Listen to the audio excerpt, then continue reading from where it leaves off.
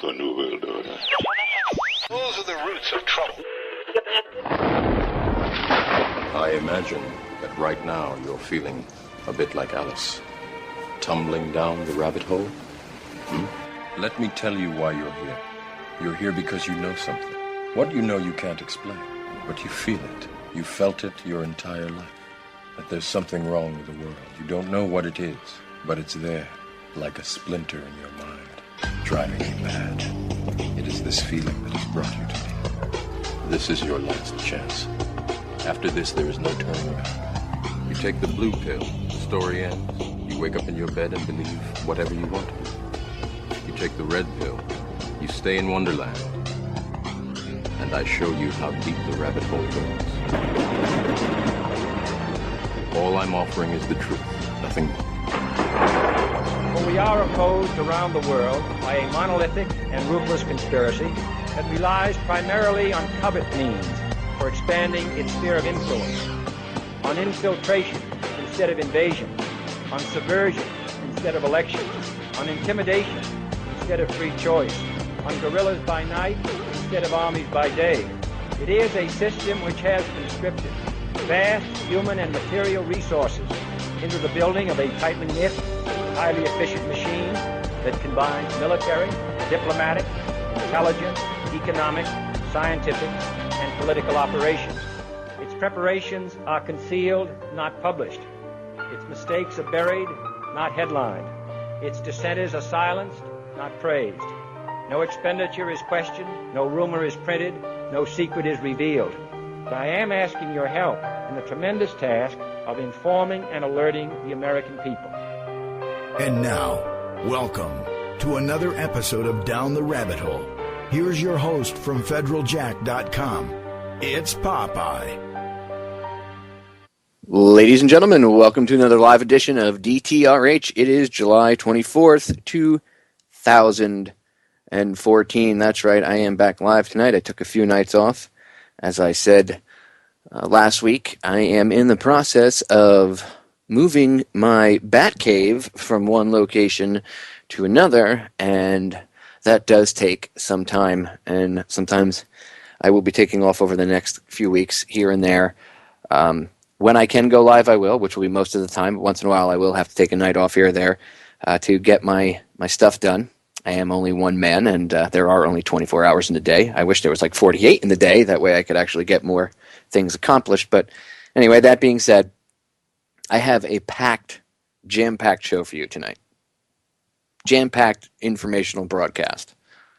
What am I going to get into? Well, first hour, we're going to cover the slaughter in Gaza again. You're not going to hear me rant and rave about it. I did 2 broadcasts last week where I was ranting and raving about it. I think this time you should hear from former IDF soldiers themselves and survivors of the Holocaust, what they have to say about what's going on in Gaza and what Israel is doing. Because if you watch television, all you're going to see is pro-Israel crap, and the news media has been showing a little bit more about the Palestinian side. But they still push the propaganda, and a lot of Americans here are just brainwashed, which, by the way, we're also going to get into in hour 2, how Americans are brainwashed and how that actually happens. And that's a little bit more in detail, so we'll spend hour 2 going over that, and I got some audio clips I want to play, which I've played before, but it's imperative that you all hear them again. I couldn't go over this information enough with you, so we're going to get into that. But first in hour 1 here, I want you to hear from Holocaust survivors, people that survived Nazi Germany and their tyrannical control over Europe. And look, I know there's a lot of people out there that say the Holocaust didn't happen and they, blah, blah, blah, blah. I know that perhaps Israel and people that, scholars that work with, via AIPAC, Zionism, whatever their roots are, whatever their cause is, money, political ideology, whatever. There are people out there that have skewered facts and things, and Israel's government does use the Holocaust as an excuse to do what it does to the people of Gaza, which is the same thing that was done to the Jews back in the late 30s and the 40s, and all the other people, by the way, that were rounded up in the concentration camps. As I said before, I don't have a problem believing that 6 million Jews were rounded up, considering something like 21 or 22 million people were rounded up all throughout Europe. I don't have a problem believing that 6 million of them could have been of, the Jewish faith. I don't have a problem believing that at all. So it's also not told that we killed a lot of them ourselves in bombing raids. They were slave labor in a lot of the factories and stuff that we blew up. So history itself has been skewered on both sides. Things have been used.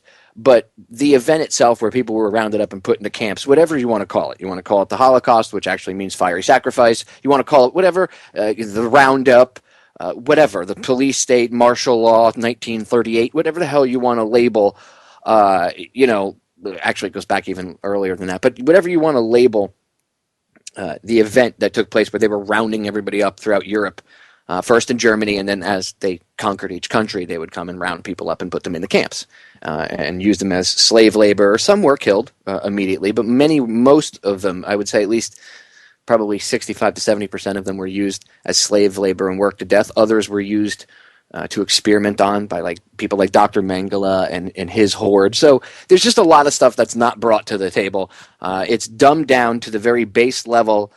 They get rid of most of the important information and they just say, oh my God, it was the Jews that were rounded up. And then people come in and go, no, that's not true at all. Here are all these numbers. And then it creates this infighting where it's one choice or the other.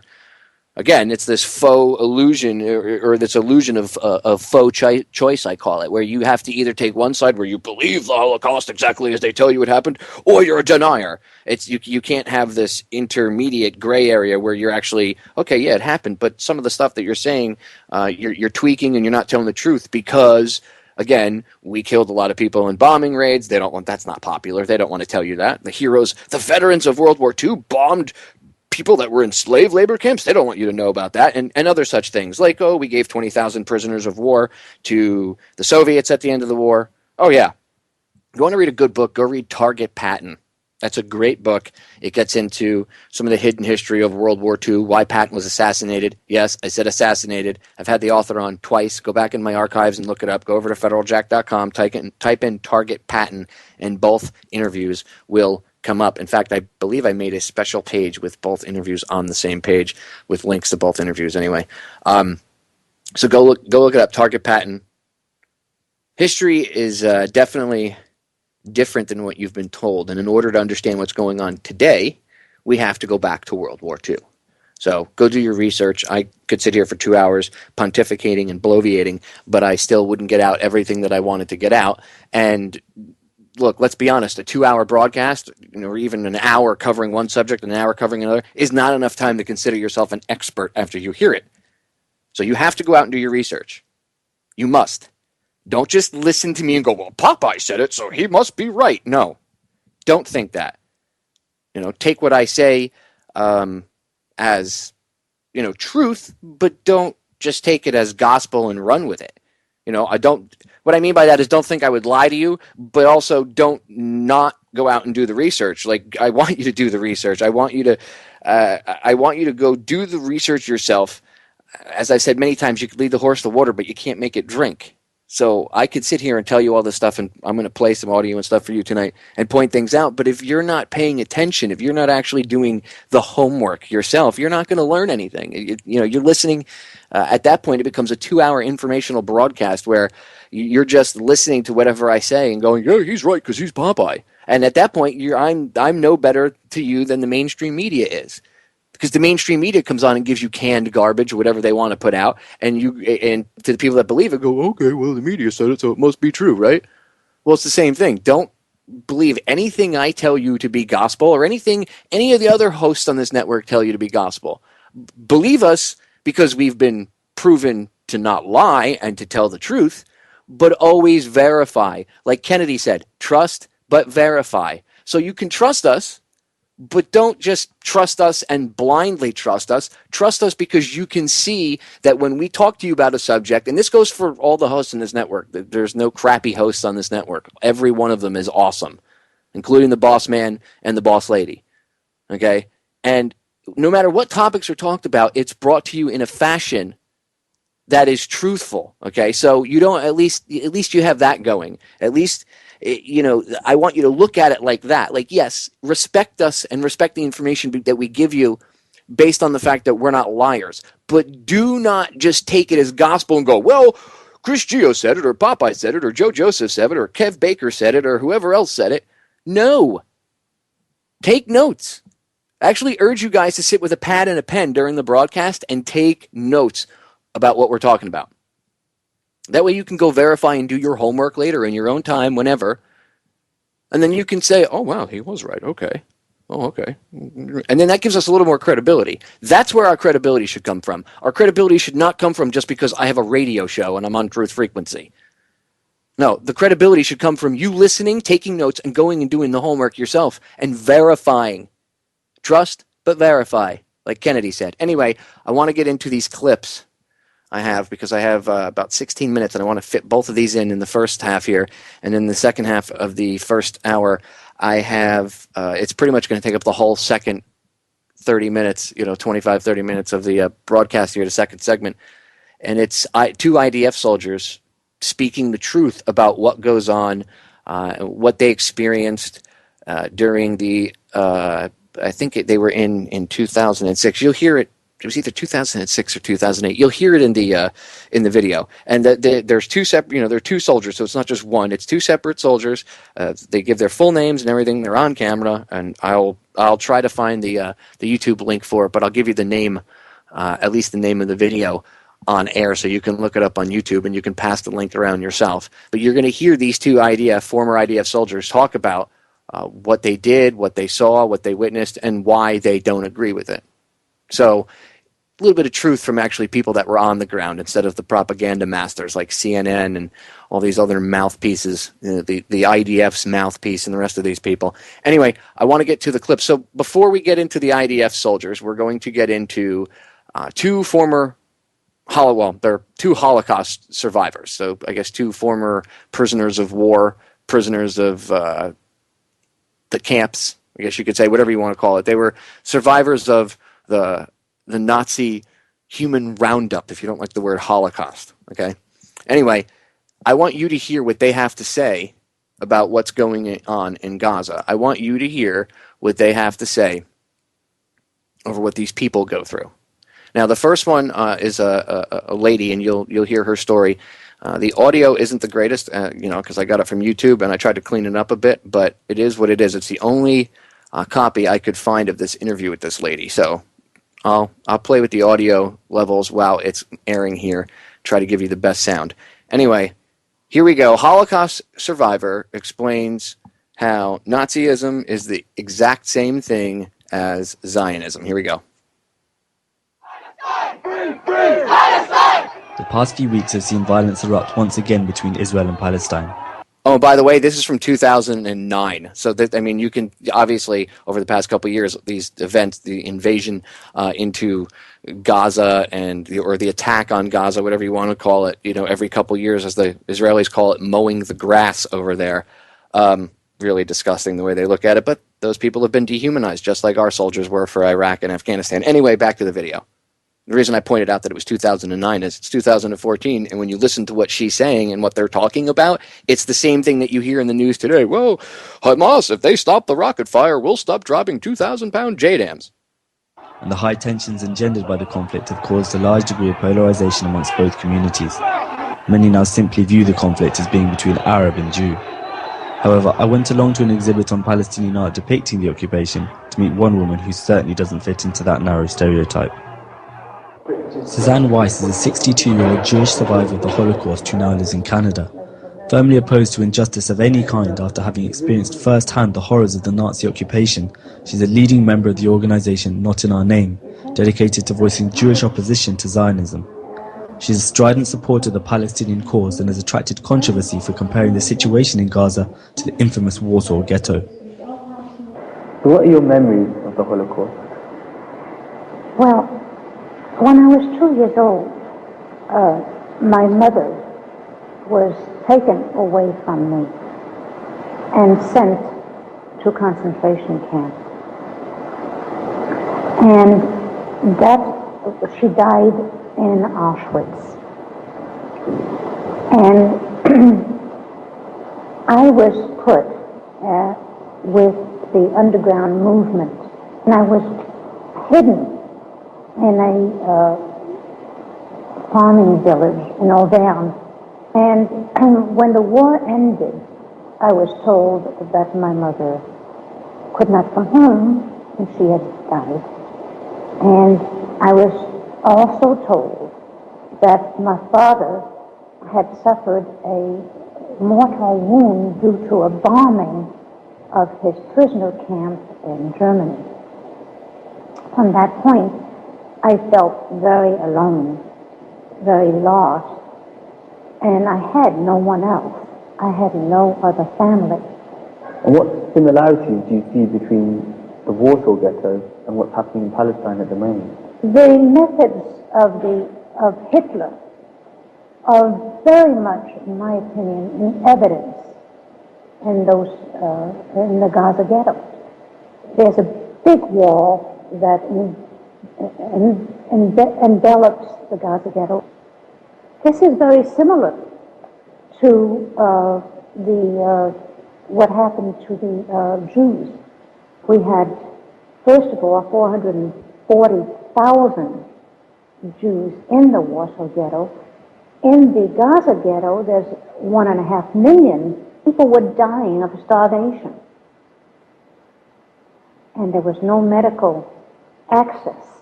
It's the same thing in the Gaza Ghetto. They can't get out of the checkpoints as in the Warsaw Ghetto. And Jews were humiliated, forced to undress at checkpoints. The same thing as the Gaza Ghetto. They are humiliated, forced to crawl undressed. They killed people indiscriminately. And that's the same thing that's happening with the Gaza Ghetto. Children, many children are just killed, indiscriminately. If they throw a rock, they're shot. When did you first become involved in the Israel-Palestine conflict? The question was for me, would a country just for the Jews actually stop anti-Semitism? And I thought about it, and I thought to myself, well, how would they be able to stop anti-Semitism if they stole the land, if they took the land from other people? Do you worry that some Palestinian supporters might conflate the term Jew with Zionist, and so what's essentially a political problem turns into a racial or religious one? Zionism is a political ideology. And the fact is the Palestinians have nothing against the Jews. They have something against Zionism. And the whole world should have something against Zionism. Now, I belong to an organization called Not in Our Name. But we don't want Zionist policies to be done in the name of Jewish people. We need to have the Jews defend the Palestinians because of what happened to the Jews themselves. There are two kinds of Jews that came out of the Holocaust. One who said, never again for the Jews. And the other who said, never again for humankind. Many people blame the Palestinians for the violence, and some would even cite this as a major difference between the situation with the Jews in Germany and Poland and between what's going on in Palestine. How would you respond to this? Are we going to blame the Jews for fighting back in Warsaw? We had the Warsaw Uprising. Young people who were fighting with stones, with anything they could against, the attackers. In Palestine, they have a right to defend themselves. So what are your hopes for the future? My hopes is that the Palestinians are victorious. The Holocaust must not rest as a memory exclusively for Jewish people. It must be an impulse to the struggle against racism and violence, against the persecuted throughout the world, including and especially Palestine. May the spirit of the Warsaw Ghetto Uprising triumph in Gaza. What a powerful lady. What a powerful message. Right from someone that survived what happened all those years ago. And what did she say? There were two types of people that came out of that event. The ones that said never again for the Jews, and then the others that said never again for humanity. See, there can be lessons learned from history, ladies and gentlemen. What do I say all the time? We need to get our humanity back. She was saying the exact same thing I said. Again, a survivor of that horrific event, okay, and that horrific time period, and here you hear her speaking common sense and not saying, we should do this again to another set of different people. That's the truth. That's not the propaganda. That's the truth. Okay, let's get to the next one because we only got a few minutes left here in this segment. Here's a second Holocaust survivor speaking out against Zionism and what's going on in Gaza. I was 9 when Hitler came to power. I was about 10 months in Auschwitz. And I learned a lot about the doctrines of a fascist state. The lesson I took from my stay in Auschwitz was anybody belonging to the Jewish people is not allowed to behave ever like our perpetrator, the people who did the thing to us. Look, I think why I have a certain right to be proud of being of Jewish origin is because the Jews were the pioneers of interhuman ethics. And the Jewish idea of how to treat a foreigner, how to treat a servant, which is in the Old Testament, was taken up by nobody less than Jesus Christ, who was the last of the great Jewish prophets. The prophets in the whole tradition wanted to stress and to stress the ethical content of Judaism. And so there is reason enough to be proud. And what is happening now in Israel towards the Palestinians is exactly the opposite. It's exactly the opposite. They treat them like vermin. They talk about them in terms, I mean, like, for instance, the chief of staff of the Israeli army recently, the Palestinians are a cancerous growth. I mean, that type of talking is exactly the opposite, and it's actually like Nazi talking. That's what was said about me when I was a Jewish boy in Germany under the Nazis. You know, when the Nazis gassed the Jews, the world was silent.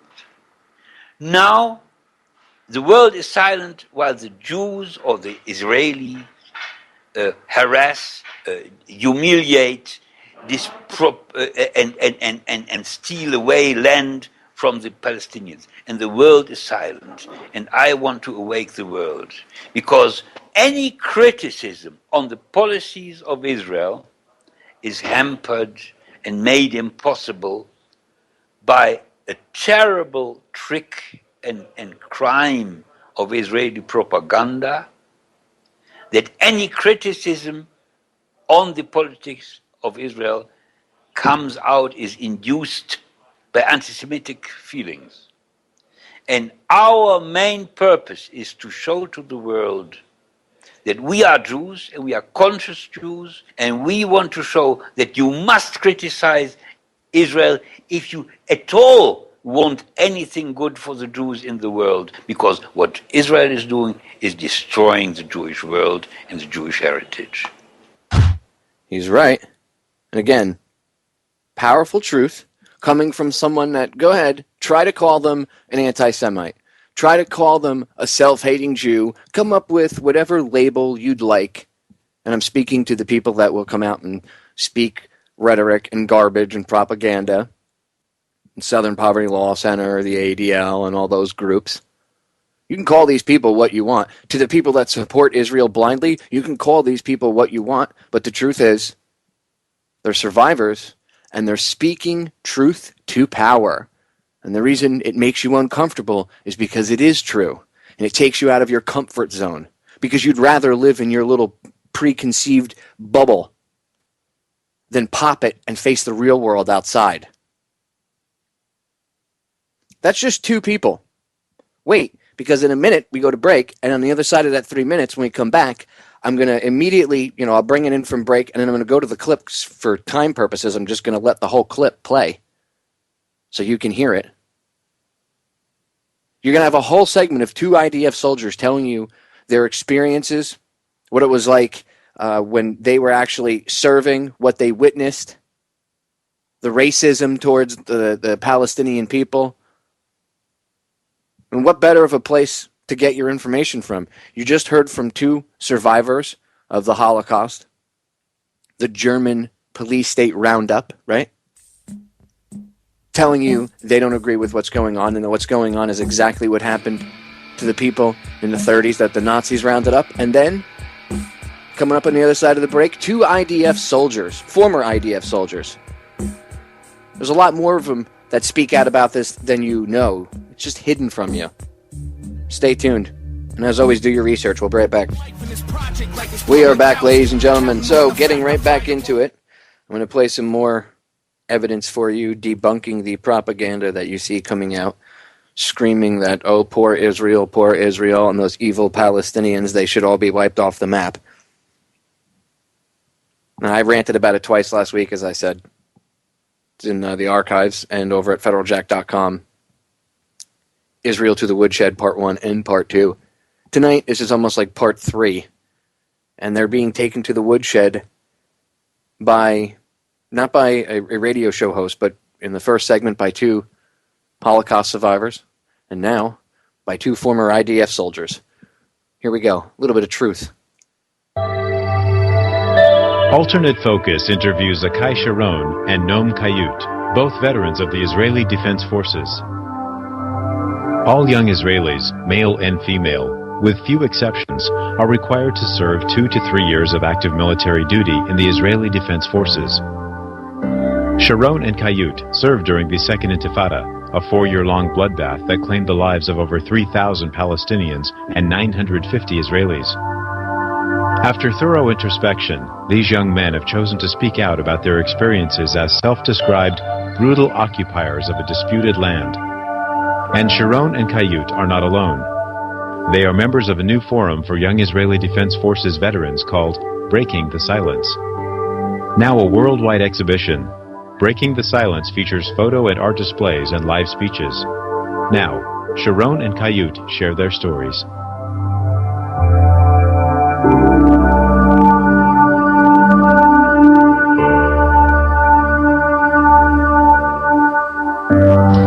Most of the missions that my unit was given and carried out were arrest operations, search operations, going into taking over cities or towns or villages, of course in the nighttime, and sometimes you would continue in the same place for a few days, searching, going one house to the other, searching them, taking over houses as observation points, or arresting people. And that's your routine. My routine was, or our routine was, that we never knew where we're going to be from 1 minute to the other. One night we could be in Nablus, the next night we could be in Gaza, the next night we could be in Hebron. And at a certain point you just lose track of where you are, who you are, and what you're doing, because you disrupt people's lives on a daily basis. And for me that was the most, I think when I look at it today, when I reflect on it today, as someone who couldn't do that during your service, because you can't really, you live in a, denial way of life where you can't look at what you're doing, you can't really reflect on it. But when I reflect on it today from this perspective, I can say that that was probably for me the deepest example of corruption. Not the extreme cases where there was shooting or stuff like that, but just thinking that there were hundreds of thousands of families that couldn't have one peaceful night of sleep in their homes. I mean, who in today in the USA, in Israel, and anywhere else would be willing to live like that? Not knowing if at 2 o'clock in the morning 20 soldiers will take over your house for a week. Not knowing, sitting in your living room and suddenly hearing smashing on the wall, and there is a hole in the wall, and suddenly 20 soldiers come to visit. And for me that was routine. In the newspaper, I saw an article about confiscation, car keys confiscation. When you detain car to enforce curfew, when you detain cars because they just passed the line that close to a checkpoint, whatever. And it's not the article and the soldier that brought out more or less 100 car keys and brought it to the press, but the response of the spokesman, of the IDF, the spokesman of the IDF, that said, this is an extreme case, a rotten apple, it will be checked, examined, and won't happen again. And now, I gave the order to take Palestinian car keys and to detain cars hundreds of times in my unit. I saw in the West Bank boxes full of car keys and IDs that were taken and were supposed to be returned, and then I know my father read the newspaper before me, and I know that he believes. I mean, he's from a different generation where things maybe were better, or when people could believe the system, and he really thinks that this is an extreme case that won't happen again. And for me, it was a point of understanding that I'm not backed for what I did. And I didn't do it for fun. I got my orders. I thought it was okay. I thought I was a part of the system that protects Israel from terror attacks. And then I understand that it's just a game. If keeping information inside and not letting anybody know, and how can you criticize? How can you ask questions? And that was maybe one of the first times that I asked what's going on here. One time when we finished an operation in Nablus, and it was really destructive. We were 5 or 6 days straight in Nablus with a lot of IDF forces, tanks, and APCs, and it was very destructive. I mean, the whole infrastructure of the city was torn up. There was a lot of houses that were either damaged or even destroyed, and there was a lot of shooting. Mostly by the IDF, into the city. And when we got out of there, the first thing that happened when we left the city, got back to the army barrack, was I heard a radio news flash, which happens every hour in Israel. And it was going like, IDF forces left Nablus after a search and arrest operation, found this and that. And that's it. And I think that even then, I suddenly realized my parents are now sitting at home, they're listening to the radio, and they're sure that here we are, their heroes, their son, they sent, found weapons and ammunition and did this and that and so important things to defend this country, but they don't know the truth. They don't know that 99% of what we did there was destroy people's property, destroy their lives, but no one told them that. And I think, like Noam, when he just realized what where the truth is and where it's going, today I can say that was one time that I really started to think of how the reality is being kept, under the surface, hidden from the public. You hear the radio or news and TV saying IDF forces return fire to sources of fire. Now you know that we're shooting everywhere. You know that there is no such thing in daylight, sources of fire in urban areas, and in nighttime. You know that you can't really, from a barrack far away, you can't really see most of the time the exact place you're shooting in, and that sources of fire, which as a soldier you know that it's just a title, good for news, but and this dissonance, we didn't hear it while serving. I want to give you one example of something that we've exposed also in the press in Israel and in foreign press a few months ago about a revenge attack that was launched by the IDF after one night in February 2002. Two terrorists from the Islamic Jihad attacked an IDF checkpoint and killed 6 IDF soldiers. The same night, the Chief of Staff, the Minister of Defense, not some sergeant at a checkpoint, you know, this is policy right from the top, decided to launch a revenge raid against Palestinian officers, some of them just traffic officers, all around the West Bank and Gaza. The next day, 15 Palestinian officers were dead, were reported dead. And we spoke with five different soldiers and officers in 2 different units that were part of these raids and part of the attacks on 4 different checkpoints in different areas, geographically had no connection whatsoever to the place that was attacked by the night on the IDF checkpoint. No connection. One was in Nablus, one was near Ramallah, and they just attacked, and the orders were just go there, shoot to kill. And in the briefing by the commanders, by the high-ranking commanders, commanders of units, brigade commanders, they were told that this is revenge. We are going to revenge the blood of our soldiers. So when you ask me where it comes from, this was not some spontaneous 19, 20-year-old kid that lose his mind, that you know, went out of control for a second and slapped someone. This was policy. People sat down in offices, convenient, comfortable offices, and decided to kill people as revenge. And the next day, 15 people were reported dead that had no connection whatsoever to the attack on the IDF. So when we have to, and we exposed this. And then, you know, we weren't expecting something dramatic to change, because when people ask me, don't you think something should happen? Of course I think something should happen. But do you really think that the Israeli public or someone will be brave enough to say that the Minister of Defense has to be investigated? That the Chief of Staff has to be investigated? This is not a 19, 20-year-old or even a lieutenant that should be investigated. This is the system. This is the government. This is the policy.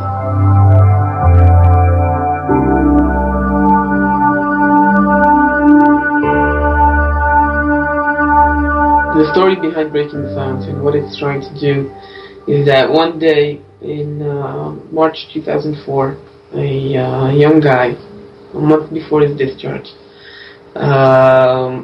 woke up in the morning and found out that he can't look at himself in the mirror. That guy's name was Yehuda Shaul. He's the founder of Breaking the Silence. And he started to talk with his friends, with people that were his soldiers, his commanders, especially about Hebron. He served 14 months in Hebron in the Second Intifada. And that evolved into a exhibition of pictures taken by soldiers, not photographers, not journalists, just pictures that, 18, 19-year-olds took for memories. And we took that out of photo albums, presented over 60 of them with over 60 soldiers giving video testimonies about their Hebron service. And that evolved from there to what it is today, a much, much bigger group of soldiers that served all around the occupied territories as conscripts or as officers in the Second Intifada. And we've interviewed over 300, mostly discharged, some still in service, soldiers in the IDF. And the message, or what we're trying to do with all this, is when we were discharged, the first thing, the fundamental thing that we all felt was the amazing distance or gap of information between what is really going on in the occupied territories, what we're really doing over there, and what is known back home to our parents, to our neighbors, to our public figures and leaders, what is told by the press, what is told by the IDF, And we felt a moral obligation as much as a social obligation as people who grew up in Israel, did their military service, who love their country and are very, very concerned about how we will look tomorrow, how we will raise our children tomorrow, because we don't want to see ourselves anywhere else. And out of that concern, we felt the moral obligation of bringing that information, the true stories of what we're doing in the occupied territories, to the public and raising a true public debate on all platforms. Press, politicians, everywhere you can think of, about the real corruption, the moral corruption that is happening in the occupied territories, the price of sending more and more generations to be occupiers. Breaking the silence, try to fight a code of silence which has many aspects. First of all, and the most important one as we see it, is the personal one. When you stand in a post or in a checkpoint, and I commanded Kalanga checkpoint between Jerusalem and Ramallah, where almost 3,000 Palestinians cross every day, and your job, even if you don't want to do it, you stop people from living the life that they should have. You take their freedom to go to work, you take their freedom to go to university, and many times, even if you don't want to do it, you humiliate people, you make them stand in line for hours, and when you go back home after a month of doing it, you have a weekend break, you don't come home to your girlfriend or to your mother and say, hey, the day before yesterday I saw somebody more or less your age, mommy, and I let her wait in the sun for 5 hours because I didn't have a permission to let her pass. I mean, that daily life of occupation, of controlling people, is the first aspect of the silence code. Breaking the silence is a personal process. It's something, first of all, it's not an easy thing to look at yourself in the mirror and see what you really have done, and the other side, it's a very good feeling to feel a hero, to talk about the fights, the times that you were fighting terrorists and that you saw them, but realizing the damage for the population, realize the hatred that you've created is a hard thing. And when we call people friends, when we have telephones from units in the army and we start calling to people, most of them say, we kind of agree with what you're doing, some agree more, some less, but leave me alone. I mean, I've served, I've done it, I've left the country for a year to forget about it, I'm back here, just let go. And so it's not that easy to get people to talk, even if they agree with the total idea. But as Avichai said, we've interviewed over 300 soldiers, and you need to understand that's not a 1-hour interview, it's or TV interview. Someone tells you about 2 years or 3 years out of his life. It's important to understand the two different aspects or two different types of testimonies that we've collected until now. In the first few months, most of the testimonies that we exposed were testimonies on the routine daily brutality and individual or group corruption that happens, humiliation, abuse, theft, looting, things that for Israelis mostly, but I think for any person that wants to deny, can say rotten apples, extreme cases, people that broke the law, broke regulations, and should be convicted or prosecuted. And it sometimes doesn't even matter that you tell them, well, these are stories about units, about hundreds or thousands of soldiers. And that was something that we were exposing for a long time. And the last campaign that we did was a massive collection of testimonies on policies, procedures, orders, things that can't be very easily swept under the rug and called rotten apples because they are the system. And the main issue that we were addressing in this campaign were the rules of engagement. The rules of engagement in Israel are classified. They, in this intifada, are not even written down. even though in past times the IDF used to issue or distribute pocketbooks with the rules of engagement in the occupied territories to every conscript and reservist. In this intifada, not only didn't they distribute this, it is all passed down orally. There is no document written down that is passed down to the officers in the field or the soldiers. And we have decided that, especially because the most dominant thing or dramatic thing that has happened in the Second Intifada is the casualties, is that people are being killed. And children, regular people, innocent people are being killed. And it has been much more violent on both sides, both on the Israeli side with the suicide bombers, and both on the Palestinian side with all the actions that are being done by the IDF. And we've exposed a massive collection of those. I think for me the one that sticks out the most is an officer from an elite unit telling us about his experiences in Rafah. And he tells, his testimony is very, very long, so I won't say it all, but he talks about two main issues. One is the demolition of houses, and he describes how in the briefing they were told that the procedure is you don't go into Rafah on foot, because it was right after the APCs blew up. If you remember, that was in the summer of 2004, and it was very hectic, and you couldn't walk by foot, so you come with APCs, tanks, and bulldozers. D9 Caterpillar bulldozers, giant monsters.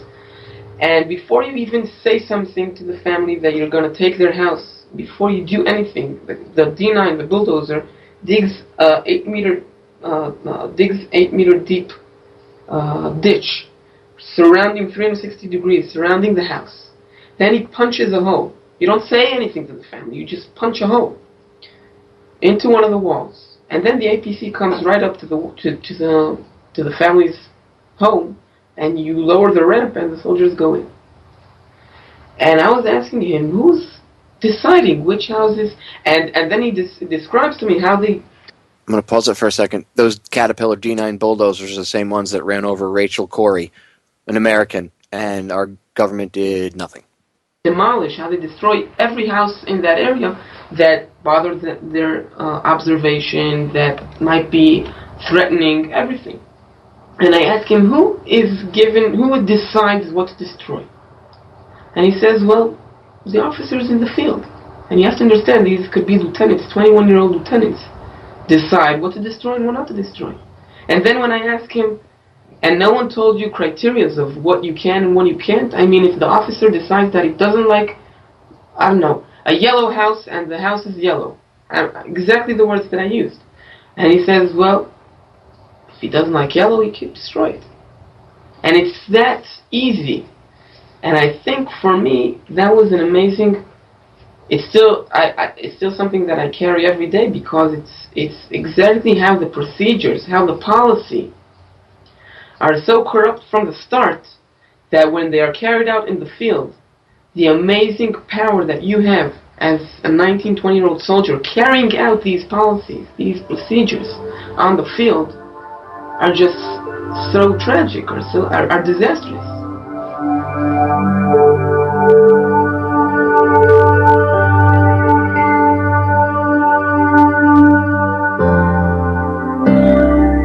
First, I'll give you a quote my Ministry of Foreign Affairs of Israel that said that the public opinion in the U.S. is the most powerful weapon that the IDF has, or that Israel has. And I think in this case he's right. And I think that the public opinion here and society here immunes us and enable us to do many things that in my opinion are bringing to our social destruction. And I can give you another extreme example, which a soldier that Avichai interviewed, right? One of us interviewed, and he's in a unit, that engineer unit, they're actually, what they're doing is to blow up things, bridges, houses, and the IDF didn't do them at the beginning of that intifada. The first time they used them was 9/11. 10 minutes after the airplane hit the tower, the first airplane hit the tower, they were on the way to Jenin to blow up houses. Why is that? I can tell you what he says, the soldier that was interviewed. The big brother wasn't looking, wasn't watching. So that's how much things are connected.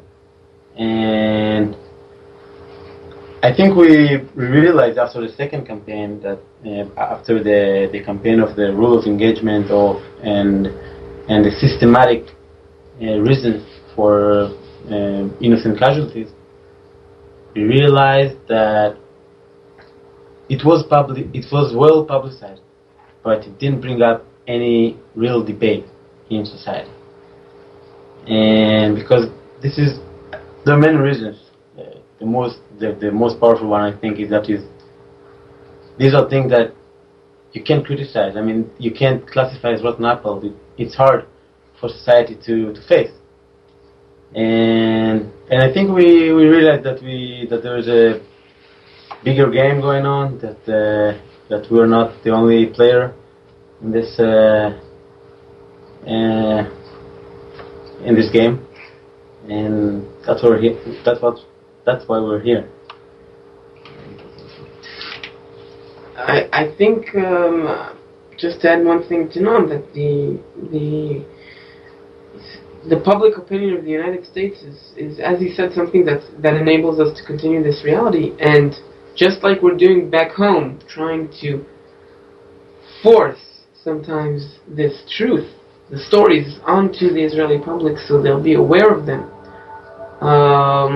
is exactly what we came here to do, is to bring this to the homes of the American society, Jews, Americans, and all Americans, to tell them this is what is really going on. It's about time that you know what you're enabling.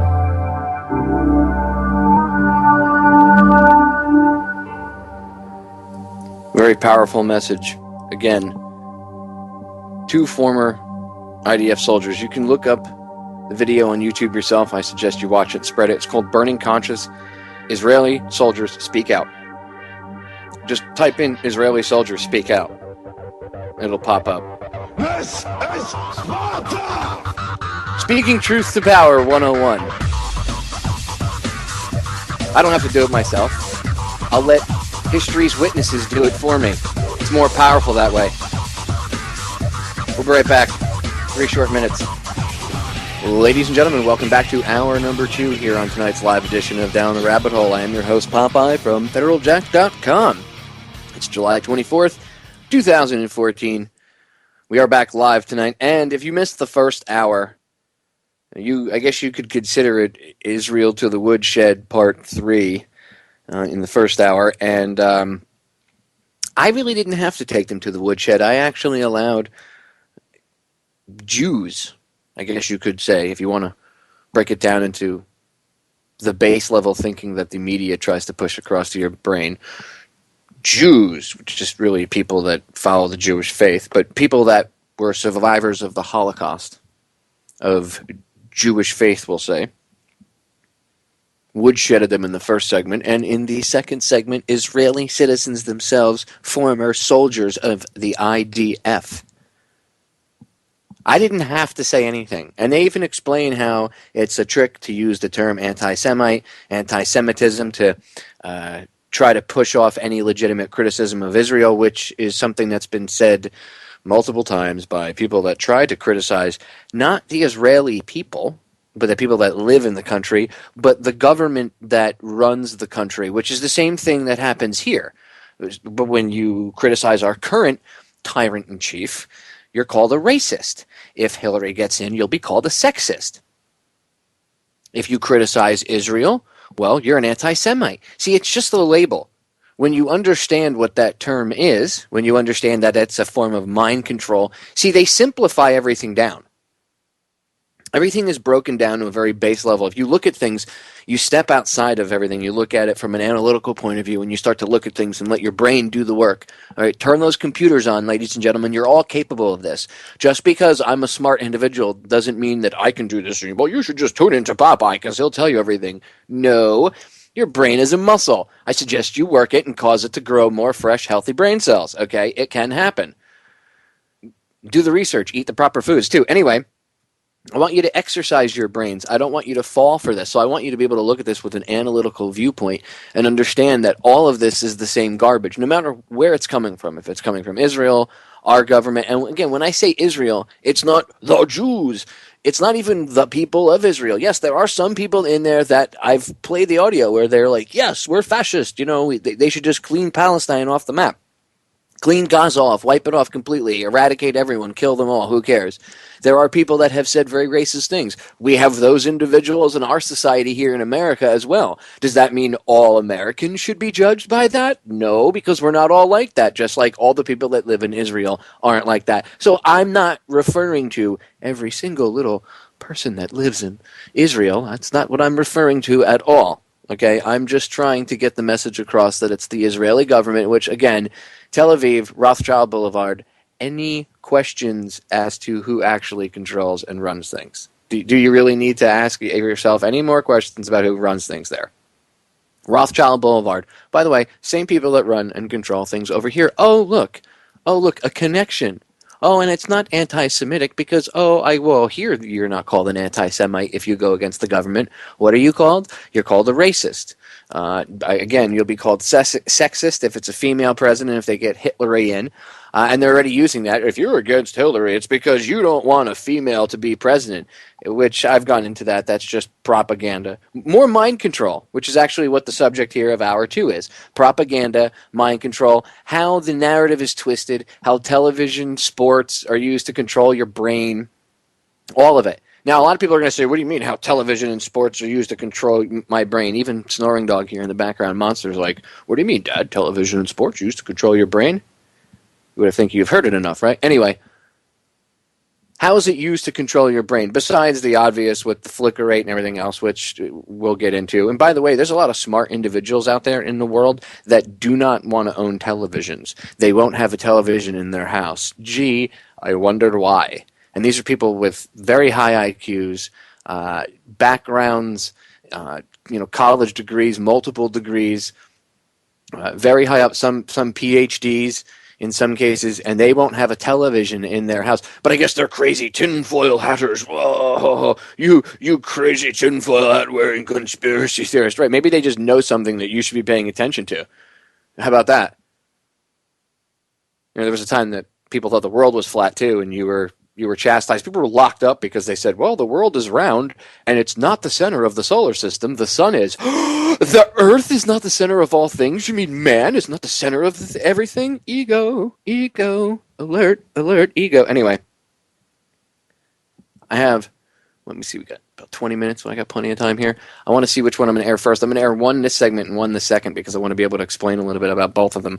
So I think first what I'll do is I'll air how television and sports, the clip I have about how television and sports are used to manipulate. It's actually from one of Jones's movies. I believe it was Fall of the Republic. He was interviewing Alan Watt.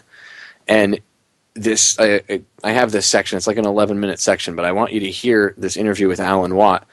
They sent out, and I can't remember who did it. It was probably Aaron that went over and interviewed him. I'll have to ask him. But it was probably Aaron Dykes that did it. Anyway, Alan Watt does this amazing explanation, and that's why I've played this before on air. He does this amazing explanation of how television and modern sports culture is used to control the masses. So I'll play that first, get that out of the way, and then I want to get into, in the second segment, I want to place a piece of audio for you and break it down from a man named Yuri Bezmenov. Now, I have the full interview that G. Edward Griffin did with him, and it was back in the 80s, if I remember correctly. I think it was like 1982, 1983, something around there. It's in the early 80s. And I have the full interview up on Federal Jack. What I'm going to do during the show, sometime probably during the break, or I'll find it eventually, I'm going to take the link for the full interview with him, and I'll post it in the chat room. So go over to truthfrequencyradio.com or go over to federaljack.com and go to the Down the Rabbit Hole Listen Live page, which is, if you go on the site, it's right in the right-hand side when you open the site, upper right-hand corner. If you click on the Listen Live page, which is the red one, I believe, yeah, the red one says Listen Live, it'll take you to the chat room. Same thing over in Truth Frequency. There's a Listen Live tab. Click that, and then it opens up a little drop-down that says Chat Room. Go in there. And if you go in the chat room, I always tell the listeners this. If you're listening live, this works. If you're not listening live, it'll get buried. So just listen to the title of the whatever I drop. But when I put it in the chat room, I'll let you guys know what the title is on Federal Jack for the listeners that hear in the archives or on YouTube or on a rebroad or wherever. You'll be able to look it up on Federal Jack. But for the people listening live right now at 11:09 p.m. Eastern Standard Time, I will drop the link into the chat eventually, and you can watch. It's like an hour and 21 minutes. Watch the whole thing. This is only a small, about 8.5 minute clip from it, and it's a couple pieces pieced together. So because he kind of went off on a tangent a little bit, but he had to explain his father and his background and everything else, because if he didn't, then you wouldn't be able to understand or fully comprehend what he was laying down. You get it? So I do encourage you to watch the full one, but the 8.5 minute clip is rather important. Anyway, I want to get to this other clip real quick first. As I said, it's Alan Watt. You can go find the whole movie, I'm sure, on YouTube. I think Change the Channel, our good buddy Ken Webb has it up on his channel. It's, was it Fall of the Republic? It was one of Jones's flicks.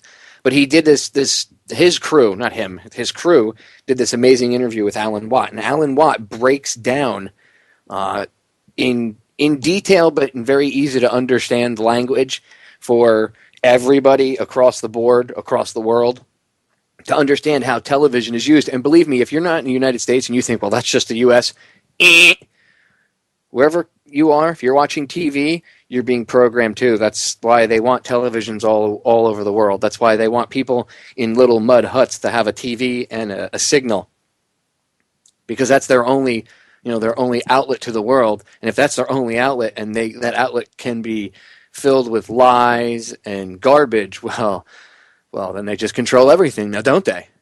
So use your brains. I mean, it was introduced to us right back in the day. Not everybody had a TV. Think about it. Why would they want people that live in a small hut with leaky roofs and everything to still have a television? You see it all the time. Why is that?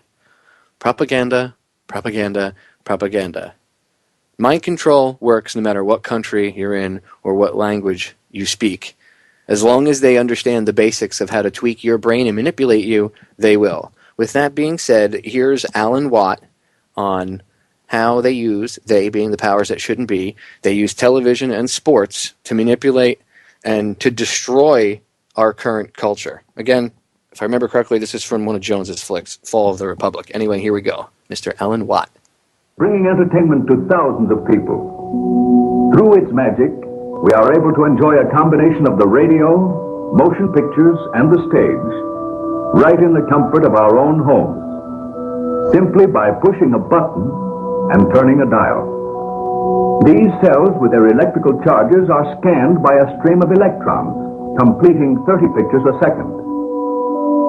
Compare that crude picture with these of today, and you can judge for yourself how far along the road to perfection television has traveled. Most people still today think that all entertainment to do with movies, drama, is therefore nothing more than their entertainment. It never ever was that case. Of course, television can't perform such miracles as this, yet. But perhaps there's no harm wishing that it could. The greatest social messages are promoted through movies and drama, high drama, through the fixation of emotive sequences, emotional sequences, not logical, factual sequences, but pushing points across in an emotional way which register and fix in the mind. So emotional content is very, very important, rather than going through an actual discussion or an argument using logic and facts. There's no debate. And when you're being downloaded through fiction. Your guard is down. The censor part of your brain is not in action. It isn't saying, yes, I agree with this, I disagree with that, as you would in a debate or a lecture. You're actually in an alpha state, being completely downloaded with new ideas. Throughout history, social engineers have refined techniques designed to control large populations.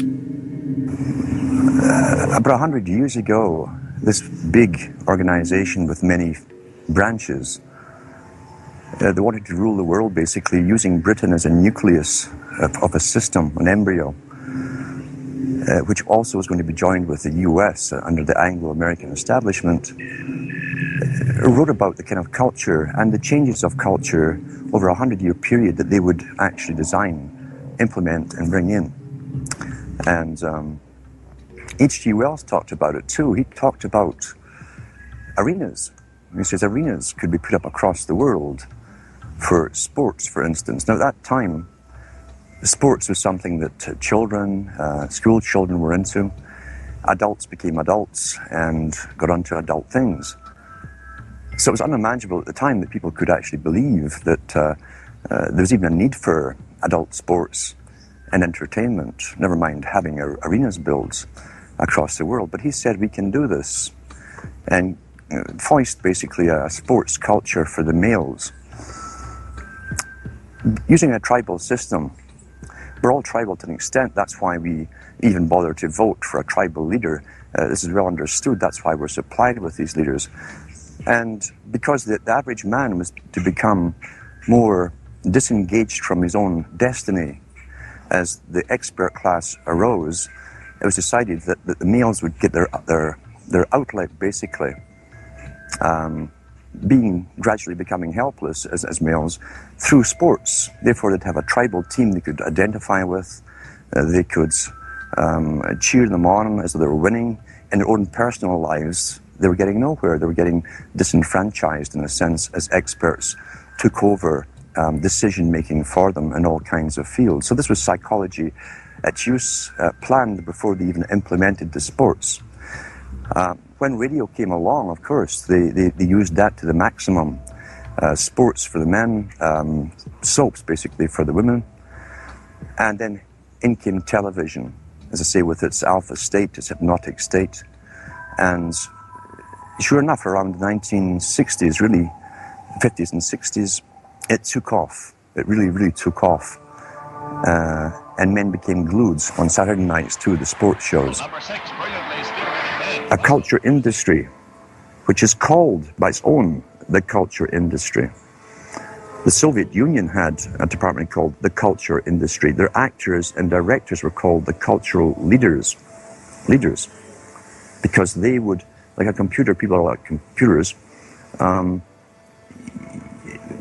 all you have to do is keep giving them new updates every so often, and you can change an entire country or a nation or a block of nations who are all getting the same upgrades at the same time along certain paths. Today we call it political correctness. Most people want to belong to their peer group. They want to be the same as everyone else when it comes to opinions. In fact, they judge their own personal sanity by bouncing ideas off their neighbors and friends who will answer back and agree on these same topics in kind. It doesn't matter if the topics or what you're given are facts or utter nonsense, as long as everyone agrees at the same time. You'll say, well, I'm sane, and your friends will all agree because they've had the same information given to them. But they've been programmed. And I'm sad because I know that it's hard for people like that to take an interest, a serious interest in world affairs, to take a serious interest in what their elected officials are doing. And they're not going to be really inclined to study or discover the deception that's being used against them. And so I'm sad because I see all of that in a flash in my mind as being an indication of how easy it is for the masses to be manipulated. The scientific dictatorship understands what makes human beings tick. They understand our psychology. They've studied it, and they're using it against us. But the minute the public awakens to the fact that there is an agenda to manipulate them, and the second the public realizes that they are being conditioned and controlled, the establishment begins to lose that edge they've got over people. So all I ask viewers to do is to think for themselves and to study public relations, to study advertising, to study propaganda, and to realize how much of it is out there in their daily lives. And then make the decision for yourself. I just want people to think on their own and to not have their decisions and their thoughts and their ideas pre-packaged and basically downloaded into them. If it's on TV and a famous face says something, then it must be true. He doesn't have to show you facts or anything else. You've been brought up with these faces. That's why they keep these guys on television into their 70s and 80s. You've grown up with this father figure who's on television every night at 6 o'clock, in your house, in your room, staring right at you, and he's a father figure. Would he tell you a lie? So you naturally never suspect him. And this same man will lead you through new topics. He'll introduce experts on the topics. They'll have a little summary at the end of every talk, and you are now left with the conclusion that's presented to you. You don't arrive at it, it's given to you, and it's good enough for you. When I was growing up, people were talking on their front porches, neighbors were playing baseball, there were nightly barbecues. You don't see that anymore. We've lost our communities. You drive through neighborhoods, you see the blue glow of television sets. We're losing our humanity. So if you want to rebel against the globalists, the social engineers, start by turning the TV off a few hours a day and actually getting to know your neighbors. Getting outside that comfort zone, expanding your horizons. By coming together as communities, by getting to know our neighbors, we defeat the social engineers. We're programmed today perfectly, just like machines. This is the best day of my life! We tie this in with the Brzezinski. Brzezinski said in 2 Ages. Now this guy was way up with the NSA. He's a master geopolitician. He admits he works in 20, 50-year periods to do with geopolitics in other countries. But he said himself, the public will shortly be unable to think or reason for themselves. He was meaning by the form of information that was given to them, the type, the formulas that were in use then in the 1970s. He says, eventually they'll be unable to think or reason for themselves.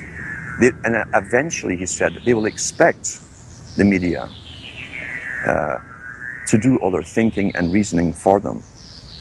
Well, that's happened today. That's why people today can't think outside of the programming from television. Zbigniew Brzezinski, Obama's main foreign policy advisor, talks about how a cult of personality can be artificially manufactured to influence the masses. In the first months of my administration, to pull our economy... Oh, goodness. Sorry about that, guys. To pull our economy back from the brink, including the largest and most sweeping economic recovery plan in our nation's history. We're gullible, but we're also willingly gullible. We want a human being, a big daddy, to come along and make everything right for us. And as long as we believe that, we'll always basically get shafted. In addition to John, sorry, I just noticed that I jumped the gun here. Go ahead and move it up. I'd already introduced all you guys. It's the presidential reality show. But when it became an Oprah production, it became slick. You don't have a president, you have an actor. They say that politics is show business for ugly people. You got it. What am I going to tell the president when I tell him his teleprompter is broken? What will he do then? That's right, Vice President, war criminal Joe Biden. What will he do then? I have a better question for you. It's one that Luke Radowski asked you, I don't know, probably, 6 years ago now? 6 years, 7 years ago? Somewhere around there, maybe a little less. Between 5 and 7 years ago. How come you were meeting with, when you guys were meeting with General Mahmoud Ahmad on the morning of 9/11, the very man who had wired $100,000 to the quote-unquote ringleader of the 9/11 hijackers, Mohammed Atta. He had wired him a couple days before $100,000. The head of the Pakistani ISI, who wired $100,000 to the supposed 9/11 hijackers a few days before the events that took place on 9/11 occurred. You're meeting with him on the morning of 9/11, and it's a diplomatic thing, is what you told Luke. Well, we didn't arrest Khrushchev when he came here, but this guy had just wired money to the hijackers, and it's come out. There's reports on this. It's come out. I mean, it's been in congressional testimony. This isn't like conspiracy theorist tinfoil hattery.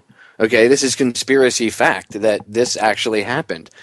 And you can see Luke Rudowski, the videos on, it was in another one of Jones's flicks, but you see Luke confront them, and he makes fun of Luke and laughs it off, kind of tells him to go away.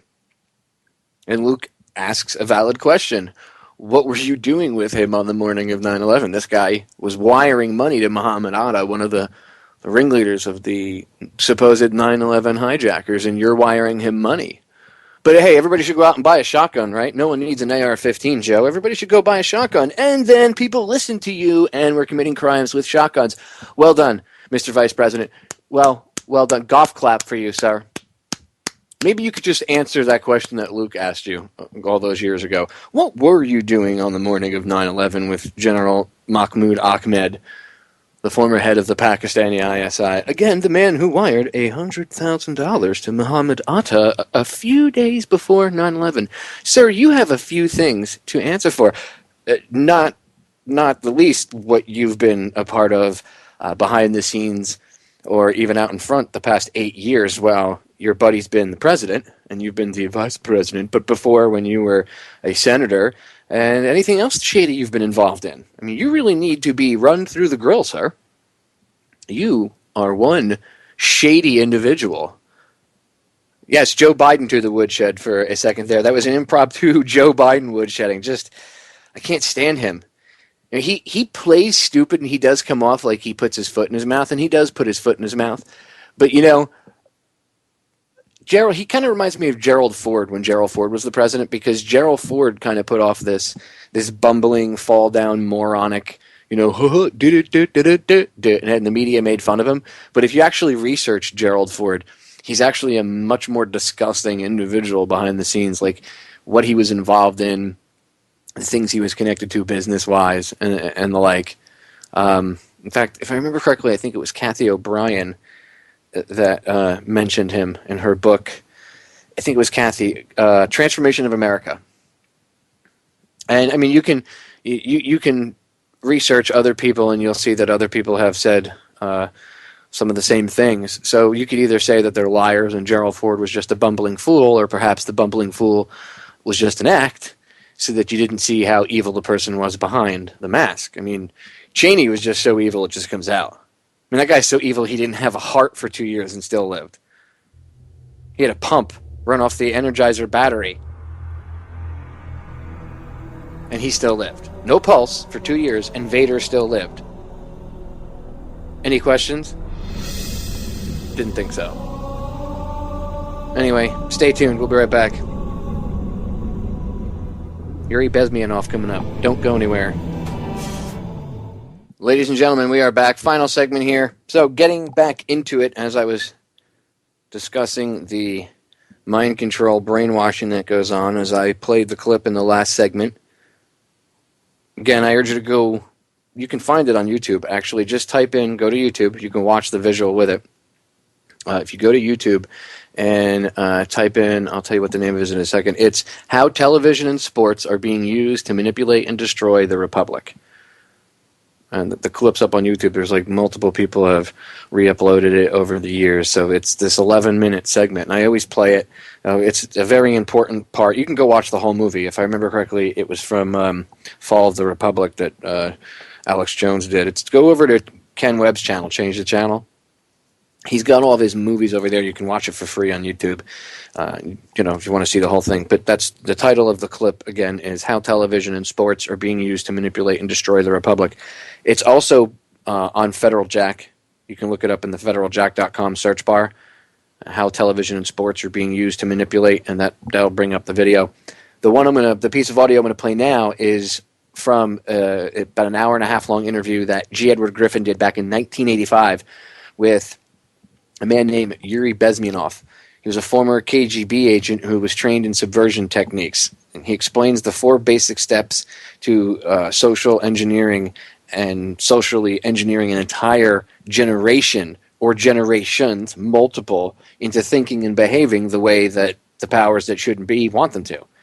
And as I said in the write-up on Federal Jack, I put in the last line here, I put, it's shocking because our nation has been transformed in the exact same way and followed the exact same steps, and it has been. So you can go to federaljack.com in the search bar. If you're listening on the archives later on, Rebroad, YouTube, you downloaded it and you're in your car going to work, whatever. Former KGB agent Yuri Bezmenov explains how to brainwash a nation.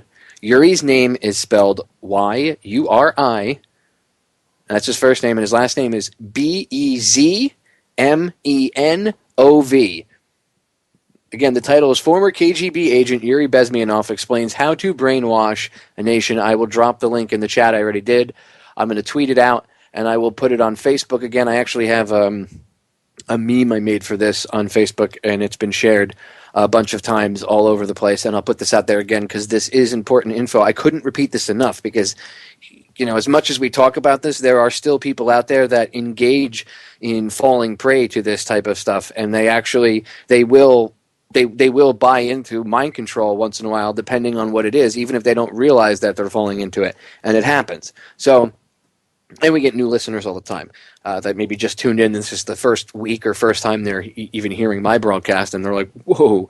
So it's important to go over this and reiterate this stuff as much as possible until people understand it. It's like, I look at my radio show not like a radio show. You all know this, to the older listeners, anybody that's been listening to me, you know that I consider my radio broadcast to be more so of like making history class cool and fun and going over stuff that you're not told and bringing guest speakers into history class or whatnot. I don't like to look at this like an entertainment thing. It's here for your educational value whenever. So you can, by the way, you can always go over to Truth Frequency Radio. My archives are there, and if you want my full archives going back to when I first started doing radio, they're all posted over at federaljack.com in the radio archive section. In fact, if you go to there's two ways to get to it. In the top, it says DTRH Radio Archives, or if you go into the download section, there's a button in the download section, which, by the way, the download section has all these videos, the mind control videos that I'm playing tonight, that how to manipulate, how they use sports to manipulate, and the piece from Yuri Bezmenov, and the entire full video of Yuri is in my mind control section under the downloadable archive section. So you can go to federaljack.com right now. You can download the video to your computer for free. I don't charge for it. It's that's one of the services of Federal Jack. It's a huge archive of information. You go in there, you go in the downloadable archive section. There's a bunch of different pictures with going to different sections, like a war section, my radio archive section, JFK 9/11. There's one that says mind control. Click on it. I know these two videos are in there because I put them in there. I built that whole thing myself.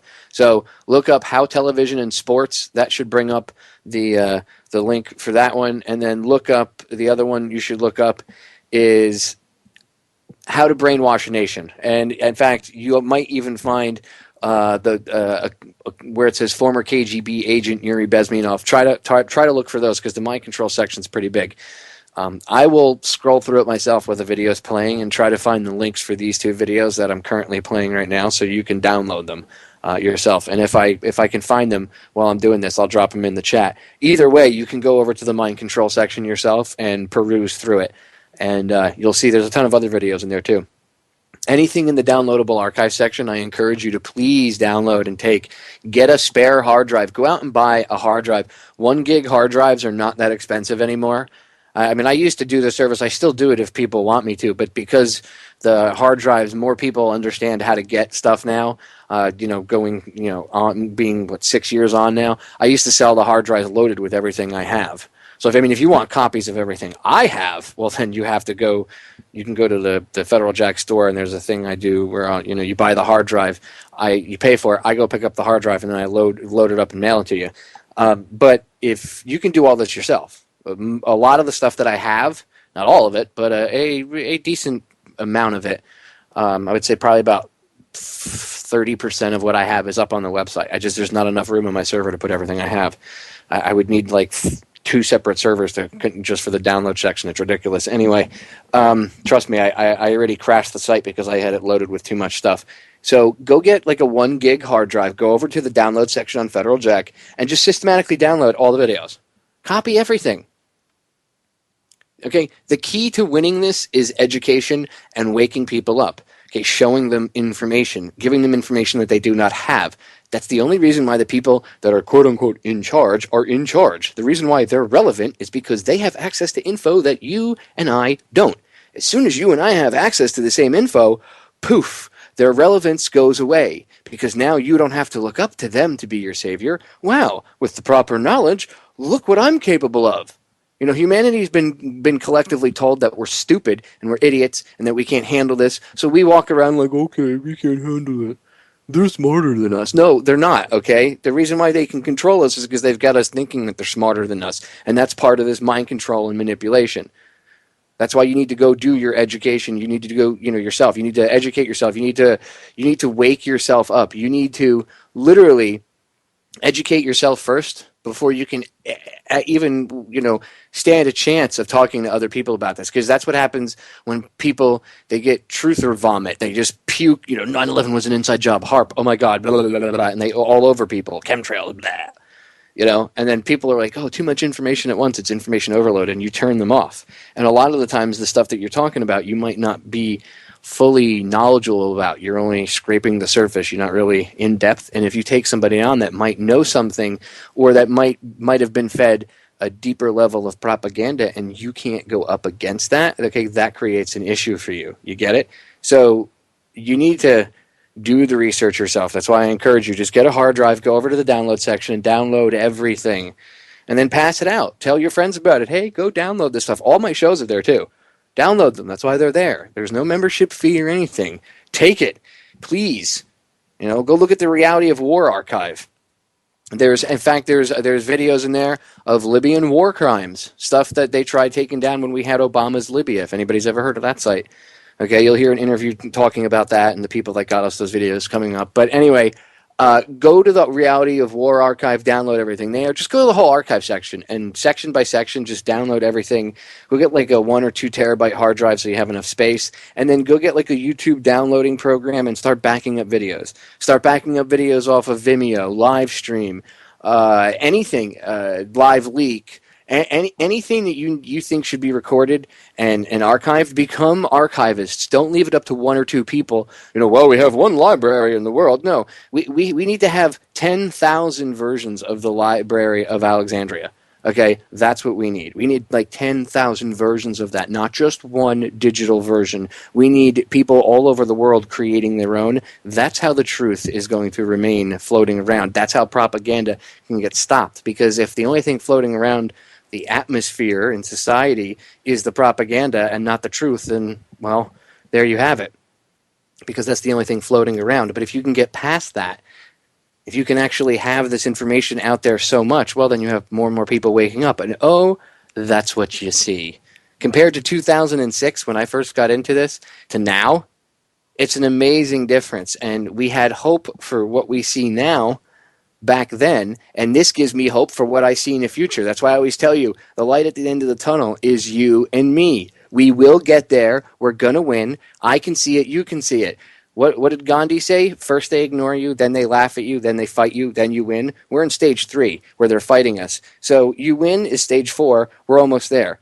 We need to enlighten ourselves. Now, with that in mind, let's get to the video of Yuri Bezmenov and G.A. Griffin. This is, again, from 1985, ladies and gentlemen, back in 1985. And just listen, this is still going on today. But you can only imagine. He says it was we were in danger in 1985, and look where we are now. Our conversation is with Mr. Yuri Alexandrovich Bezmenov. Mr. Bezmenov was born in 1939 in a suburb of Moscow. He was the son of a high-ranking Soviet Army officer. He was educated in the elite schools inside the Soviet Union and became an expert in Indian culture and Indian languages. He had an outstanding career with Novosti, which was and still is, I should say, the press arm or the press agency of the Soviet Union. It turns out that this is also a front for the KGB. He escaped to the West in 1970 after becoming totally disgusted with the Soviet system, and he did this at great risk to his life. He certainly is one of the world's outstanding experts on the subject of Soviet propaganda and disinformation and active measures. When the Soviets use the phrase ideological subversion, what do they mean by it? Ideological subversion is the process which is legitimate, overt, and open. You can see it with your own eyes. All you have to do, all American mass media has to do, is to unplug their bananas from their ears, open up their eyes, and they can see it. There is no mystery. There is nothing to do with espionage. I know that espionage intelligence gathering looks more romantic. It sells more deodorants through the advertising, probably. That's why your Hollywood producers are so crazy about James Bond type of thrillers. But in reality, the main emphasis of the KGB is not in the area of intelligence at all. According to my opinion and opinion of many defectors of my caliber, only about 15% of time, money, and manpower is spent on espionage as such. The other 85% is a slow process which we call either ideological subversion or active measures, активные мероприятия in the language of the KGB, or psychological warfare. What it basically means is to change the perception of reality of every American to such an extent that despite of the abundance of information, no one is able to come to sensible conclusions in the interests of defending themselves, their families, their community, and their country. It's a great brainwashing process which goes very slow, and it's divided in 4 basic stages. The first one being demoralization. It takes from 15 to 20 years to demoralize a nation. Why that many years? Because this is the minimum number of years which requires to educate one generation of students in the country of your enemy, exposed to the ideology of the enemy. In other words, Marxism-Leninism ideology is being pumped into the soft heads of at least 3 generations of American students without being challenged or counterbalanced by the basic values of Americanism, American patriotism. The demoralization process in the United States is basically completed already. For the last 25 years, actually it's overfulfilled, because demoralization now reaches such areas where previously not even Comrade Andropov and all his experts would even dream of such a tremendous success. Most of it is done by Americans to Americans, thanks to lack of moral standards. As I mentioned before, exposure to true information does not matter anymore. A person who was demoralized is unable to assess true information. The facts tell nothing to him. Even if I shower him with information, with authentic proof, with documents, with pictures, even if I take him by force to the Soviet Union and show him concentration camp, he will refuse to believe it until he is going to receive a kick in his fat bottom. When a military boot crashes then he will understand, but not before that. That's the tragic of the situation of demoralization. So the next stage is destabilization. This time, subverter does not care about your ideas and the patterns of your consumption. Whether you eat junk food and get fat and flabby, it doesn't matter anymore. This time, and it takes only from 2 to 5 years to destabilize a nation, what matters is essentials: economy, foreign relations, defense systems. And you can see it quite clearly that in some areas, in such sensitive areas as defense and economy, the influence of Marxist-Leninist ideas in the United States is absolutely fantastic. I could never believe it 14 years ago when I landed in this part of the world that the process will go that fast. The next stage, of course, is crisis. It may take only up to 6 weeks to bring a country to the verge of crisis. You can see it in Central America now. And after crisis, with a violent change of power, structure, and economy, you have so-called the period of normalization. It may last indefinitely. Normalization is a cynical expression borrowed from Soviet propaganda. When the Soviet tanks moved into Czechoslovakia in '68, Comrade Brezhnev said, now the situation in brotherly Czechoslovakia is normalized. This is what will happen in the United States if you allow all these schmucks to bring the country to crisis, to promise people all kinds of goodies and the paradise on earth, to destabilize your economy, to eliminate the principle of free market competition, and to put a big brother government in Washington, D.C., with benevolent dictators like Walter Mondale, who will promise lots of things, never mind whether the promises are fulfillable or not. Your leftists in the United States, all these professors and all these beautiful civil rights defenders, they are instrumental in the process of the subversion only to destabilize the nation. When their job is completed, they are not needed anymore. They know too much. Some of them, when they get disillusioned, when they see that Marxist-Leninists come to power, obviously they get offended. They think that they will come to power. That will never happen, of course. They will be lined up against the wall and shot. But they may turn into the most bitter enemies of Marxist-Leninists when they come to power. And that's what happened in Nicaragua. You remember most of these former Marxist-Leninists were either put to prison or one of them split, and now he's working against Sandinistas. It happened in Grenada when Maurice Bishop was already a Marxist. He was executed by a new Marxist who was more Marxist than this Marxist. Same happened in Afghanistan when first there was Taraki, he was killed by Amin, then Amin was killed by Babrak Karmal with the help of KGB. Same happened in Bangladesh when Mujibur Rahman, very pro-Soviet leftist, was assassinated by his own Marxist-Leninist military comrades. It's the same pattern everywhere. It's divided in 4 basic stages: demoralization, destabilization, crisis, normalization. They will be lined up against the wall and shot. You can go watch the entire video, again, over at federaljack.com. I dropped the link in the chat room. Let me see if I still have it open. No, of course I do not. It's just type in, go over to federaljack.com and just type in former KGB agent Yuri. Just former KGB agent Yuri. And it'll be the first link that comes up. Or just actually, if you type in Yuri, Y-U-R-I, it's the first link that comes up. Click on it, and that's the full page. In fact, I noticed on the page that the links to download the videos, because I do have them in the mind control section, I found them, are not there. I thought I put them in there, and they're not. So I'll add that.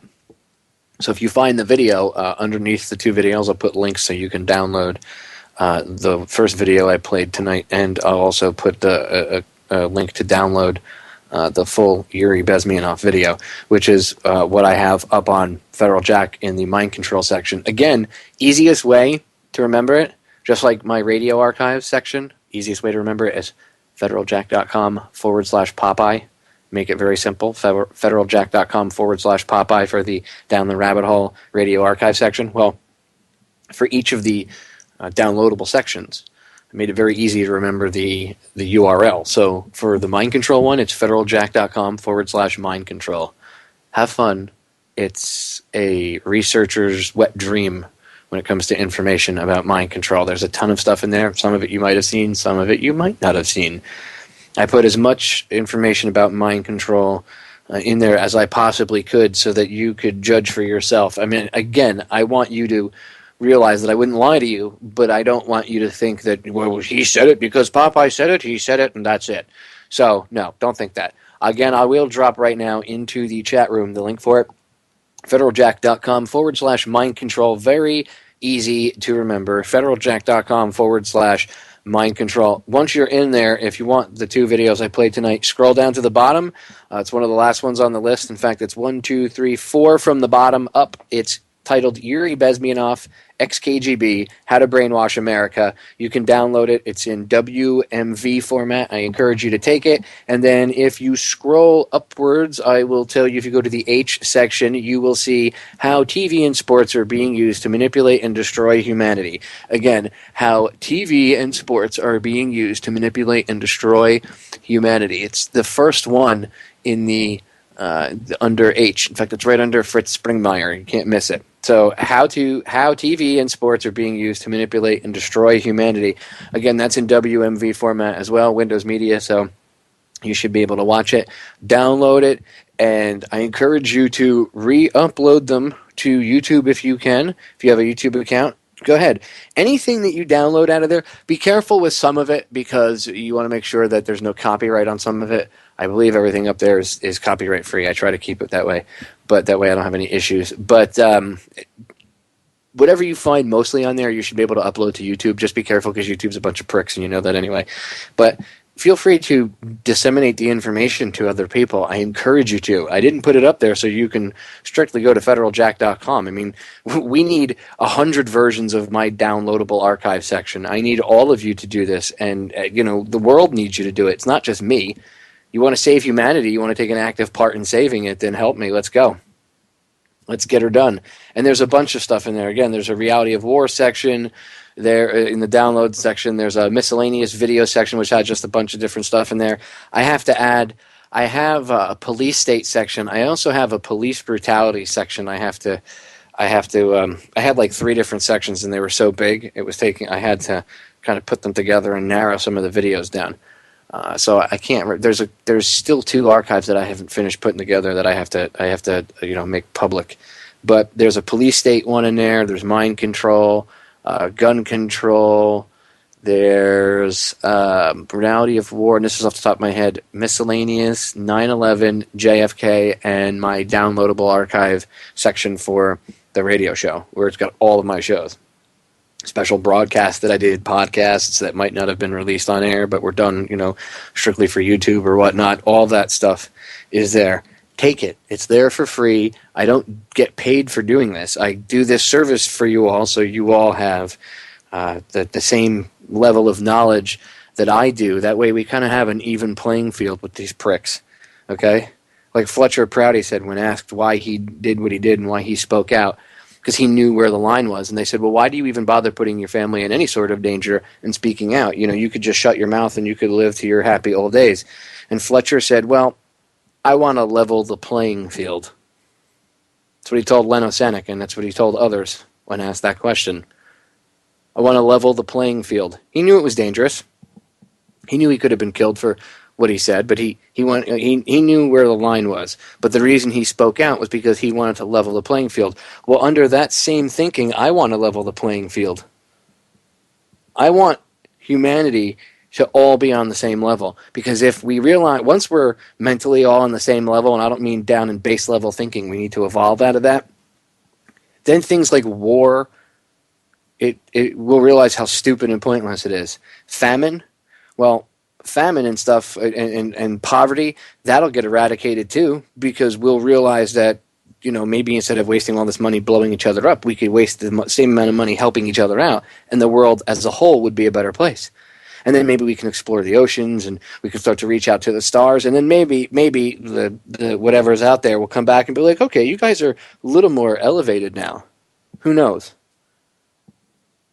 But we can't even get to that level until we have to get out of this level of base knowledge, base thinking. And the only way you're going to do that is if you go research for yourself. And then you have conversations. Don't be afraid to approach your neighbor, talk to others, and say, hey, there's some important stuff. Give them Federal Jack business cards. Tell them about Truth Frequency Radio.